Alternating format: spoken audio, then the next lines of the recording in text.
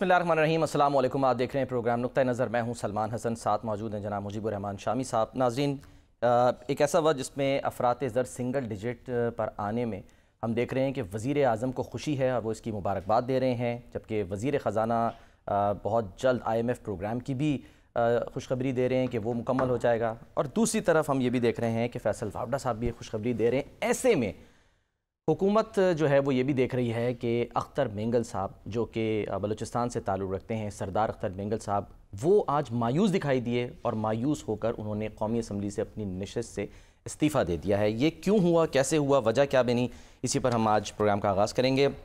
शामी साहब, इससे पहले भी वो हुकूमतों के साथ रहे, अलहदा हुए, नाराज़ हुए, इस बार अपोजिशन में थे, लेकिन पॉइंट उनका वही है कि हुकूमत सुनती नहीं है, रियासत उनकी मानती नहीं है। और एक बार फिर आज वो मायूस होकर ये तक कह रहे हैं कि इससे बेहतर है कि मैं पकौड़े की दुकान लगा लूं। देखें, जो अख्तर मेंगल हैं, ये सरदार अताउल्लाह मेंगल के बेटे साहब। और इस वक्त मेंगल कबीला जो है उसकी क़यादत कर रहे हैं। एक बड़े पॉलिटिकल लीडर हैं, बलूचिस्तान के वज़ीर आला रह चुके हैं और मुस्लिम लीग नून के साथ मिलकर इन्होंने ये वज़ारत बनाई थी। और ख़ुद जो अताउल्लाह मेंगल हैं वो पहले वज़ीर आला हैं बलूचिस्तान के। सही। यानी 1973 का दस्तूर नाफिज होने के बाद जब बलूचिस्तान का सूबा जो है वो कायम हुआ, यानी बलूचिस्तान का सूबा जो मौजूदा उसकी जोग्राफियाई हदूद हैं, तारीखी तौर पर उस तरह कायम नहीं था। ठीक, ये बात हमें समझनी चाहिए। जब पाकिस्तान कायम हुआ उस वक्त बलूचिस्तान का सूबा इस तरह से मौजूद नहीं था। बिल्कुल। बलूचिस्तान जो था वो दो हिस्सों में बटा हुआ था। एक ब्रिटिश बलूचिस्तान था और एक कलात की रियासत थी।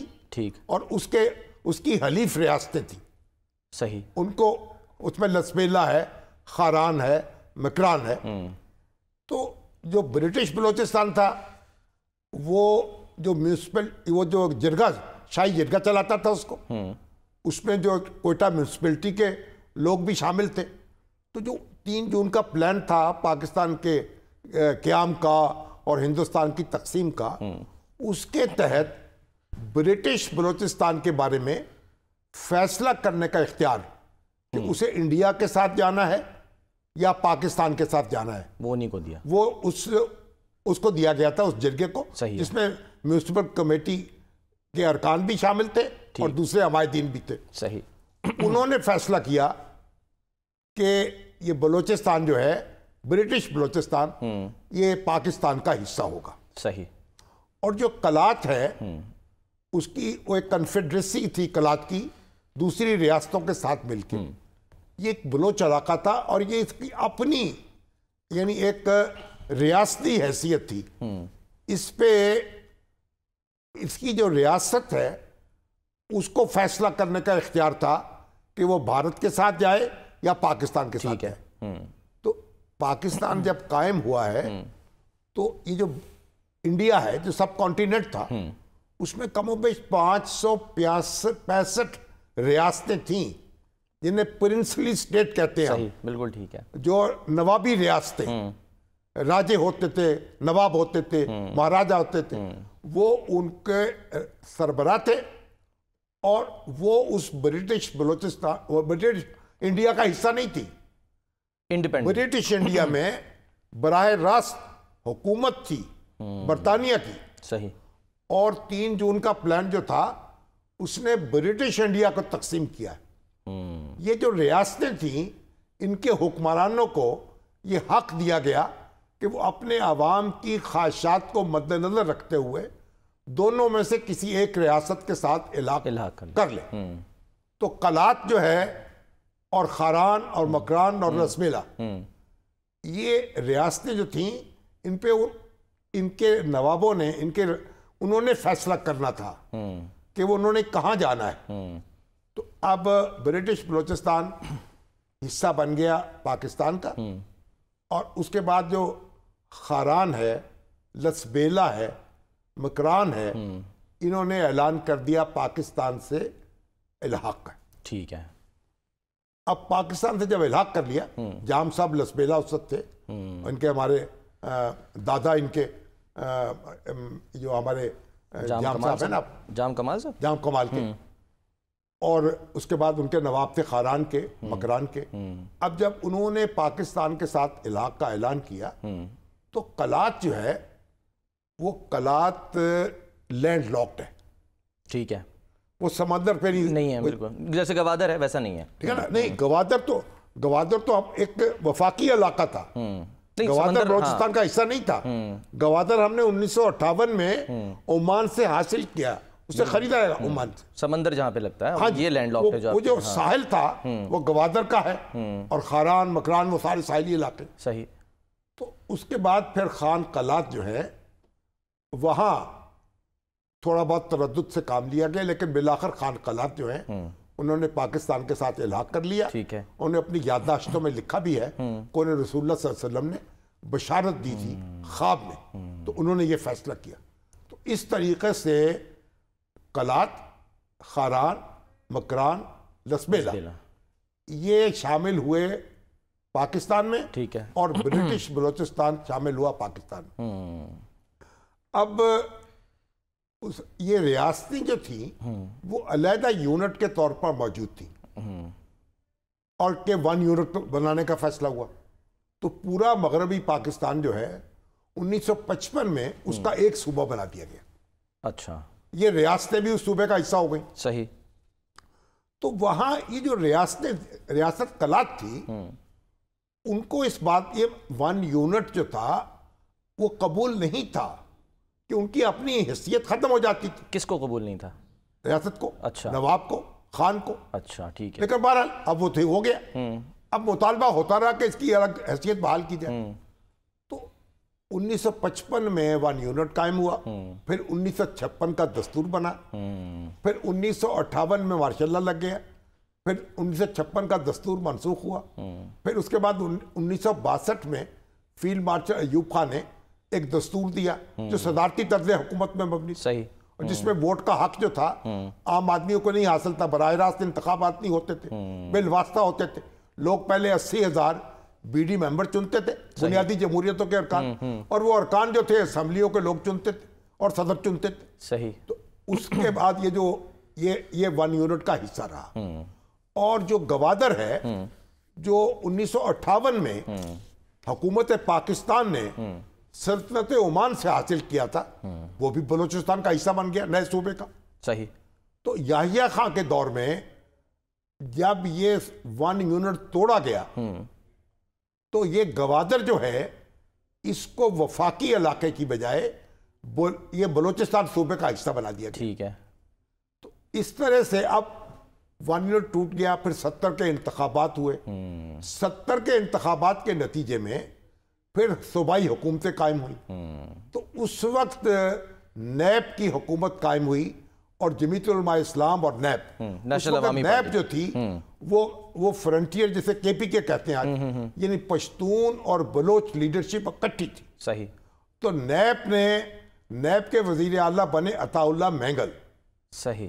اور گورنر بنے پہلے غوث بخش بزنجو. ٹھیک. اور اس کے بعد اور وہاں نیب نے اور جمیعت علماء اسلام نے مل کے حکومت بنائی. ٹھیک ہے. کے پی کے میں, جسے اس وقت فرنٹیئر کہتے تھے. بالکل. صوبہ سرحد. اور وہاں مولانا مفتی محمود جو ہے وہ وزیر اعلیٰ ہوئے. تو اس طریقے سے پہلا بلوچستان کا جو موجودہ صوبہ ہے یہ تشکیل اس کی ہوئی ہے پہلی بار 1 یونٹ ٹوٹنے کے بعد. صحیح. اور اس کے پہلے وزیر اعلیٰ جو ہے, منتخب وزیر اعلیٰ, وہ عطا اللہ مینگل تھے, جو سردار اختر مینگل کے والد. اور سقوط ڈھاکہ کے بعد پھر انہوں نے دورہ کیا پورے پاکستان کا, بڑے ولولہ انگیز تقریریں کی, یہاں پنجاب میں بھی آئے, اور وہ کہتے تھے اگر خدا نہ خواستہ اس باقی پاکستان کو کچھ ہوا ہم بلوچستان کا نام پاکستان رکھ دیں گے, اور ایک سیسا پلائی ہوئی دیوار بن کر پاکستان کی حفاظت کریں گے. صحیح. اب یہ ہوا کہ یہ سارا کام چل پڑا جب تو بھٹو صاحب نے ان کی حکومت کو ڈسمس کر دیا. اچھا, آپریشن بھی پھر ہوا وہاں پہ, اور پھر آپریشن, ملٹری آپریشن شروع ہوا. نواب اکبر بگٹی گورنر بنائے گئے, اور اسی دوران 1973 کا دستور جو ہے اس نے حتمی شکل اختیار کی, وہ نافذ ہو گیا. بلوچ سرداروں نے اسے تسلیم کر لیا بلوچستان میں, بالکل. نیب نے اس پہ دستخط کیے کہ, اور وہاں صوبہ سرحد میں بھی اور بلوچستان میں بھی. صحیح. اور جب ڈسمس کی گئی حکومت عطا اللہ مینگل صاحب کی, تو پھر مولانا مفتی محمود نے احتجاجاً استعفیٰ دے دیا. اچھا. اور اپنی وزارت اعلیٰ چھوڑ دی. ٹھیک. تو اس طریقے سے یہ ساری جو کشمکش ہے اس کا آغاز ہوا. اگر جمہوریت سکون سے چلتی رہتی, تمام معاملات ماضی جو تھے اس کے ٹھنڈے ہو چکے تھے, اب اپنا گاڑی چل پڑی تھی, اور ایک آئین بن گیا, سب نے دستخط کر دیے, سب نے تسلیم کر لیا. لیکن ملٹری ایکشن جو شروع کیا بھٹو صاحب نے, اس نے پھر ایک نتائج اس کے اچھے نہیں آئے, پھر ہمیں ریورس گیئر لگا دیا. لیکن اس کو آپ دیکھیں, اب اس میں جو بھٹو صاحب کا دور ہے, یہ 6 فروری 1976 کو یہ جو ان کے بھائی تھے اسداللہ مینگل, ان کو کراچی سے اٹھا لیا گیا. نامعلوم افراد نے سب سے نامعلوم افراد ان کو اٹھا لیا, اور محمد علی سوسائٹی سے. اچھا, کراچی میں. ٹھیک ہے. اور ان کے ساتھ ان کے ایک دوست بھی تھے, احمد شاہ کرد. اچھا. اب ان کا آج تک پتہ معلوم نہیں ہوا. وہ بڑے بیٹے تھے عطا اللہ مینگل کے, ان کے بھائی تھے اختر مینگل کے, ان کا آج تک پتہ نہیں چلا. مسنگ پرسن ہے آج تک, اور وہ مسنگ ہیں, اور ان کے بارے میں مختلف باتیں ہوتی رہیں. ایک ٹکا خاں کے حوالے سے بھی یہ بات چلی کہ وہ کہیں مارے گئے ہیں کسی مقابلے میں. پھر جنرل حمید گل کے حوالے سے بھی یہ بات سامنے آئی کہ وہ کہیں جھڑپ جو ہے اس کی نظر ہو گئے ہیں. لیکن کوئی مصدقہ رپورٹ جو ہے وہ منظر عام پر نہیں آئی. ان کی آنکھیں جو ہیں عطا اللہ مینگل کی, وہ ان کی بینائی ہم نے چھین لی. اختر مینگل جو ہیں, ان کے بھائی جو ہیں, ان کا وہ غم اور کرتے رہ گئے, مطالبہ کرتے رہ گئے. اور اس کے بعد پھر بہرحال جب ضیاء الحق کا پیریڈ آیا, جنرل ضیاء الحق کا, تو یہ بھٹو صاحب نے تو ان سارے بلوچ اور پشتون لیڈروں پر بغاوت کے مقدمے قائم کر دی. حیدرآباد ٹریبونل, اور اس میں جسٹس اسلم ریاض حسین اس ٹریبونل کو ہیڈ کر رہے تھے, وہ جج تھے. صحیح. اور وہاں ان پر غداری کے مقدمات قائم کر دیے گئے, اور ان کو کڑی سزائیں مل سکتی تھیں کہ مارشاء اللہ لگ گیا. جنرل ضیاء الحق نے آ کر وہ حیدرآباد ٹریبونل ختم کیا, عبد الولی خان کو, عطا اللہ مینگل کو, خیر بخش مری کو, غوث بخش بدنجو کو رہا کیا, اور ایک امن و سکون کا دور شروع ہوا. اور پھر یعنی تاکہ گاڑی پھر چل پڑے. صحیح ہے. اور وہ گاڑی چلی اور اچھی چلی. اور اس کے بعد پھر جو پرویز مشرف کا دور آیا ہے اس میں پھر ہنگامہ ہوا. بالکل. اور اس میں اکبر بگٹی صاحب مارے گئے. اور اس آج تک یعنی ہمیں جو ہمارے کوتا اندیش حکمران ہیں, انہوں نے ہمیں یہ دن دکھایا ہے. مولانا ظفر علی خان کا شعر ہے, میں جو سوختہ ساما ہوں تو یہ روز سیاہ خود دکھایا ہے میرے گھر کے چراغاں نے مجھے. کوئی کافر میری تذلیل نہ کر سکتا تھا, مرحمت کی یہ سوغات مسلمان نے مجھے. چلتی ہوئی گاڑی کو بار بار روکا گیا ہے, اسے ڈی ریل کیا گیا ہے, اور حالات کو الجھایا گیا ہے, اور جو مچھر جو ہے اس کو مارنے کے لیے توپوں کا استعمال کیا گیا ہے. تو پھر آپ دیکھ لیں آج ہم کہاں پہنچے. بالکل. اب پھر سوویت فوجیں آ گئیں افغانستان میں, اور ایک نقشہ یہاں کا بدل گیا. یہ سارے لیڈر جو تھے واپس آئے جنرل ضیاء الحق کے دور میں, امن و سکون قائم ہو گیا. اور اس کے بعد یہ بگٹی صاحب بھی وزیر اعلیٰ بنے, اختر مینگل بھی وزیر اعلیٰ بنے, اور معاملہ چل پڑا. پھر اس کے بعد یہ پرویز مشرف صاحب نے آ کے پھر ایک نئی کہانی چھیڑ دی, اور آج ہم اس کو بھگت رہے ہیں. اور آج اختر مینگل جو ہیں وہ ایک الیکشن لڑتے رہے ہیں, اسمبلیوں میں موجود رہے ہیں, اپنی آواز بلند کرتے رہے ہیں, حکومتوں کا حصہ رہے ہیں. آج وہ اتنے ڈپریس تھے, دل گرفتہ تھے, مایوس تھے, دل گرفتہ تھے. انہوں نے کہا میں اپنی قومی اسمبلی کی نشست جو ہے اس سے مستعفی ہونے کا اعلان کرتا ہوں. ان کے ساتھ اچکزئی صاحب معذرت بھی کر رہے تھے کہ میں اپنے لوگوں کے لیے کچھ نہیں کر سکتا. دیکھیں اب یہ جو ہمارے اسپیکر ہیں سردار ایاز صادق صاحب اور دوسرے جو لیڈر آف دی ہاؤس ہیں, جو لیڈر آف دی اپوزیشن ہیں, ان کو ان کا استعفیٰ قدغن قبول نہیں کرنا چاہیے. اچھا بھئی غصے میں منائیں ان کو یا اشتعال میں تو طلاق بھی دے دے آدمی تو طلاق نہیں نافذ نہیں ہوتی نا. تو اگر یہ غصے میں یا ڈپریشن میں انہوں نے یہ فیصلہ کر لیا ہے, ان کو انگیج کریں, ان سے بات چیت کریں. عرفان صدیقی صاحب کا کہہ رہے ہیں, انہوں نے وزیر کہا اعظم پر بھی لازم ہے, وزیر اعظم سے کہا ہے انہوں نے عرفان صدیقی صاحب نے کہ ہم ملاقات کرا دیتے ہیں, ان سے رابطہ کریں, ان سے بیٹھیں, ان کی اشکشوئی کریں اور سارے مل کے. دیکھیے یہ جو بلوچستان کا مسئلہ ہے نا, یہ ایک شخص حل نہیں کر سکتا, ایک شخص نے پیدا نہیں کیا ہے. سارے اکٹھے مل کے بیٹھیں, تمام سٹیک ہولڈرز ایک دوسرے کی بات سنیں اور ایک دوسرے کا ہاتھ پکڑیں اور آگے چلیں. ٹھیک ہے, ملک کو آگے چلائیں. ٹھیک ہے سر, ایک بریک لے لیتے ہیں, بریک کے بعد ہم واپس آتے ہیں. ہم نے کرکٹ کے اوپر بھی بات کرنی ہے کیونکہ جس طرح دیگر چیزوں کے حالات ہیں, کرکٹ بھی اس وقت زمو حالی کا شکار ہے.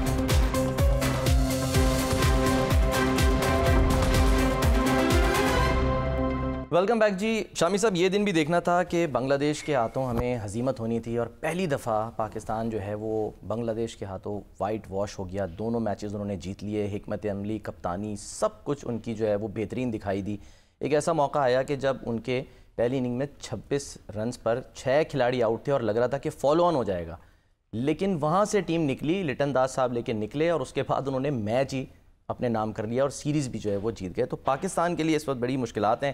مرزا اقبال بیگ صاحب ہمارے ساتھ موجود ہیں. تو اب دیکھیں جو بنگلہ دیش ہے اس کے نوجوان تو ماشاءاللہ اس وقت انقلاب لا رہے ہیں, آسمان پر ہیں. دیکھیے انہوں نے اپنی وزیر اعظم کو بھگا دیا, حالانکہ شاہینوں کو ہونا چاہیے تھا آسمان پہ, اپنے چیف جسٹس کو بھگا دیا, اور اب جناب ماشاءاللہ آپ کی ٹیم کے چھکے چھڑا دیے. ہاں جی, دبوچ لیا بنگال ٹائیگرز نے شاہینوں کو. ٹھیک ہے نا. تو بہرحال اور ہماری ٹیم جو ہے وہ تو دیکھیں نا, لشکریاں شکستہ صف, میرے سپا نا سزا, بس وہی. اقبال بھائی السلام علیکم. Home ground, home crowd, home conditions, بس ہوم ورک نہیں تھا.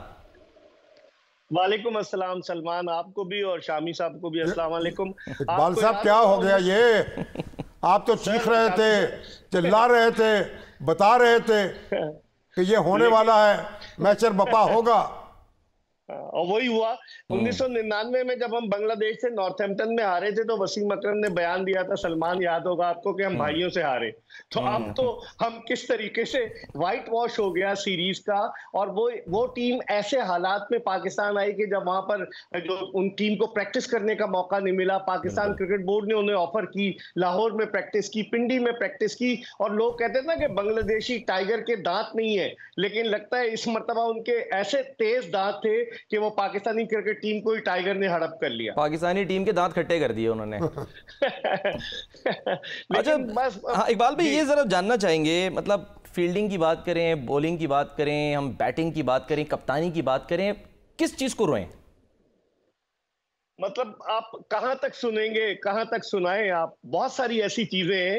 ایک تو کپتانی کا میوزیکل چیئر گیم شروع ہو چکا ہے سلمان پاکستان ٹیم میں, کہ پہلے سرفراز کو ہٹا کے بابر اعظم کو بنایا, 4 سال بعد انہیں ہٹا دیا, شاہین آفریدی کو بنا دیا, وہ گئے تو دوبارہ بابر اعظم آ گئے, ٹیسٹ کے کپتان شان مسعود بن گئے, اور وائس کیپٹن آپ نے سعود شکیل کو بنا دیا, رضوان خود کپتانی کے چکر میں. تو بہت سارے کھلاڑی جو ہے, ایسا لگ رہا ہے میوزیکل چیئر گیم ہے, جب میوزک بند ہوگا جو کرسی پہ بیٹھ جائے گا اور جو باہر ہوگا وہی باہر ہو جائے گا, لگ رہا ہے مجھے بھی. اچھا ہماری اقبال صاحب یہ ہوا, آپ دیکھیں نا ہاکی کے ساتھ ہم نے کیا کیا, اسکواش کے ساتھ کیا کیا, ریسلنگ کے ساتھ کیا کیا, اور اب یہ کرکٹ جو ہے, اب جو بھی آتا ہے کرکٹ کو جناب ہم اوج سریا پہ پہنچا دیں گے, اور وہ پھر کوئی چیز قابو میں نہیں آتی. کوئی تو ہے نا کوئی خرابی. یعنی ٹیم سر بیمار ہوئی تھی امریکہ سے جب ہاری تھی ہماری ورلڈ کپ میں, ٹھیک ہے, اب تو بنگلہ دیش نے آئی سی یو میں بلکہ آپریشن تھیٹر میں پہنچا دیا ہے, سرجن کی تیاری ہو رہی ہے, کہ انتظار ہو رہا ہے کوئی آئی سرجری کر دے. نہ کوئی ڈسپلن ہے, نہ کوئی ٹیم سپرٹ ہے, اپنے گروپ بنا کے بیٹھے ہوئے ہیں, کھابے کھاتے ہیں, ڈسپلن ان پہ ہے نہیں, پھولے ہوئے ہیں, موٹے ہوتے جا رہے ہیں, تو کریں کیا؟ بس وہ جو سرجری کا نعرہ بلند کیا تھا پی سی بی کے چیئرمین نے 9 جون کو, جو ہم بھارت کے خلاف 6 رن سے ہارے تھے, وہ سرجری تو ہوئی نہیں. سلمان صحیح کہہ رہے ہیں کہ ابھی تک تو وہ چیئرمین نے خود تسلیم کیا کہ ہمارے پاس بیک اپ ٹیلنٹ نہیں ہے, ہم کیا سرجری کریں گے, سرجری کے حالات نہیں ہے. اور پاکستانی ٹیم کی زوال کی طرف, پاکستانی ٹیم کی کارکردگی گامزن ہے زوال کی طرف. میرے خیال میں شامی صاحب اور سلمان, جب تک سیاسی بنیادوں پر تقرر ہوتا رہے گا پاکستان کرکٹ میں, پاکستان کرکٹ ترقی کی راہ کی طرف گامزن نہیں ہو سکتی. آپ بھارت کی مثال لے لیں کہ وہاں پر اسٹیبلٹی ہے, مستقل مزاجی ہے. جو بھی پریزیڈنٹ آتا ہے بی سی سی آئی کا, وہ پورا اپنا ٹینیور پورا کرتا ہے. وہ جو سلیکٹر آتا ہے وہ اپنا ٹینیور پورا کرتا ہے. یہاں تو دھڑا دھڑ تبدیلیاں. دسمبر 2022 میں رمیز راجہ تھے, نجم سیٹھی آ گئے, ذکا اشرف آ گئے, محسن نقوی صاحب آ گئے. تو یہاں تبدیلیاں بہت ہو رہی ہیں. پھر آپ کے کوچز تبدیل ہو گئے, آپ کے سلیکٹرز تبدیل ہو گئے, مینیجر تبدیل ہو گئے, چیف سلیکٹر تبدیل ہو گئے. تو یہ ساری تبدیلیاں ریفلیکٹ کر رہی ہیں پاکستانی ٹیم کی مایوس کن کارکردگی پر.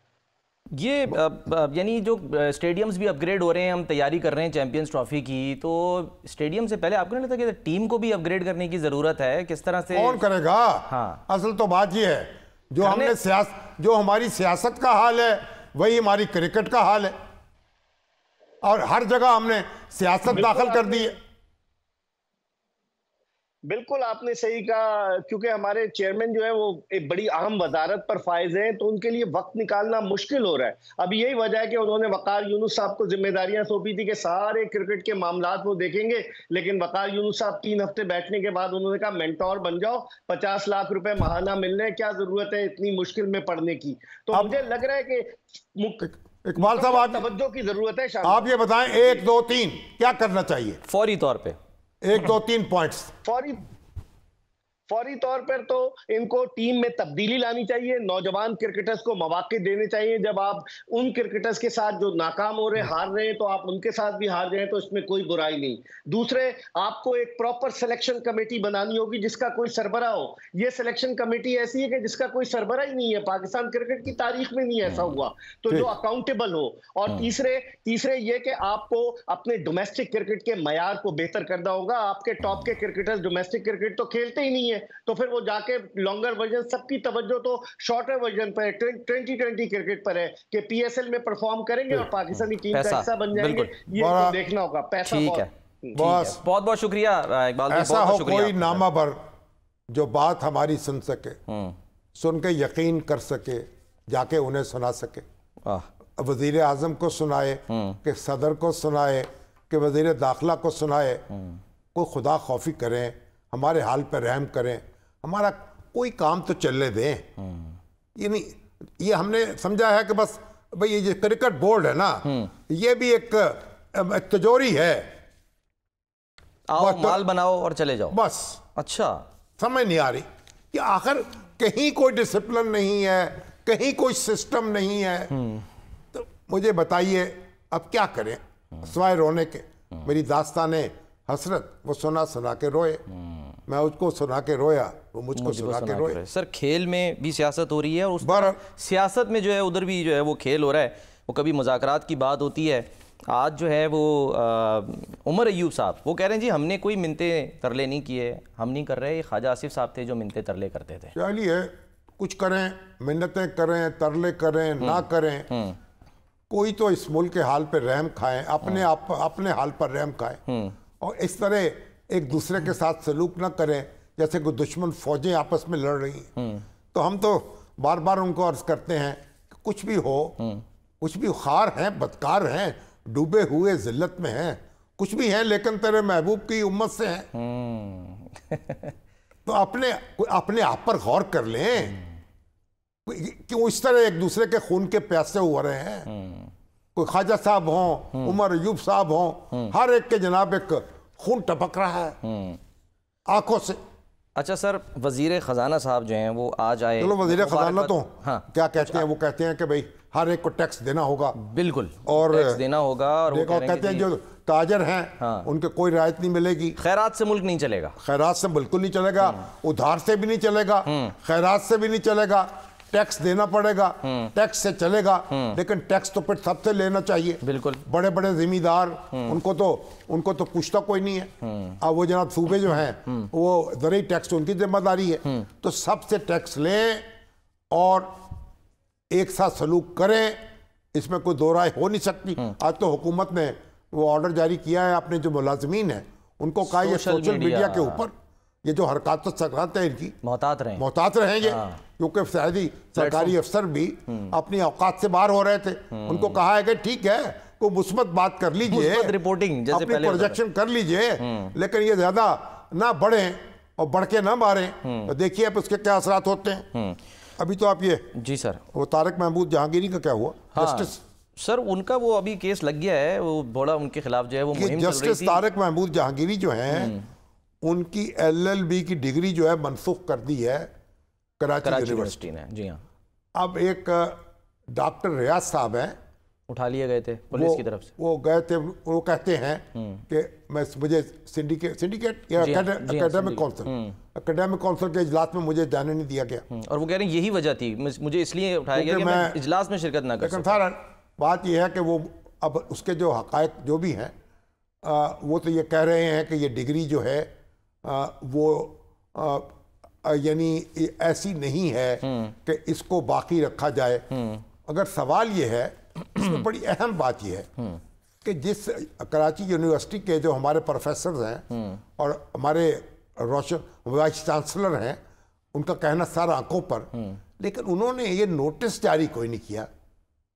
तारिक महमूद जहांगीरी साहब को नोटिस जारी करते ना, अच्छा। उनका नुक्ता नजर मालूम करते, हाँ, उनकी भी बात सुनते, उनकी बात सुनते, यकतरफा फैसला क्यों कर दिया?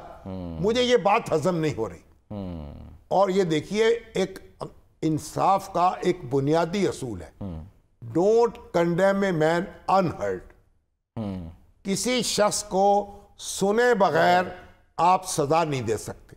सही भाई आप ये इससे पहले भी यहाँ जस्टिस सफदर शाह जो हैं, अच्छा, वो सुप्रीम कोर्ट के जज थे, भुट्टो साहब के हक में फैसला दिया था उन्होंने, तो उसके बाद उन्होंने बयान जारी कर दिया कि क्योंकि जब वो हुई ना नजरसानी की अपील, नजरसानी की दरखास्त में सुप्रीम कोर्ट ने कहा कि ये जो दलाइल हैं या बख्तियार के, हम तो इनको कबूल नहीं कर सकते, लेकिन जब सदर पाकिस्तान इस बात का फैसला करने लगे रहम की अपील का, तो इन बातों को जरूर मद्देनजर रखें। अच्छा, तो सफदर शाह साहब ने BBC के नुमाइंदे से बात करते हुए ये कह दिया कि ये जो हमारी ऑब्जर्वेशन है ये बड़ी वजनी है और हुकूमत को फैसला करते वक्त इसको मद्देनजर रखना पड़ेगा। अच्छा। उस पर हाहाकार मच गई और ये कैसे हो गया, जज साहब कैसे यानी उन्होंने बयान जारी कर दिया।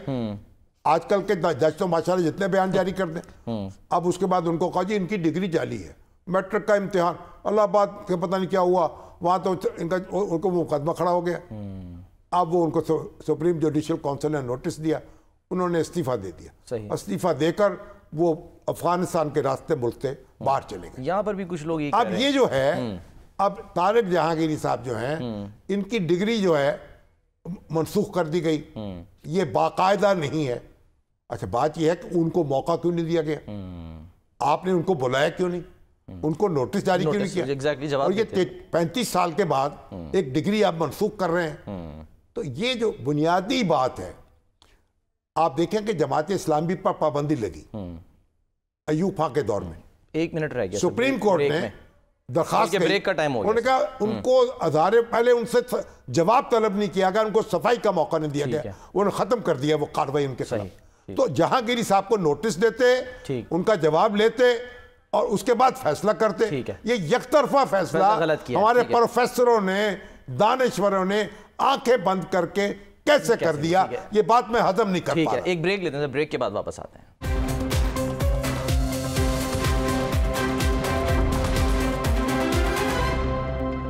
प्रोग्राम का वक्त खत्म होता है, नाज़रीन अपना ख्याल रखिए, अल्लाह हाफिज़।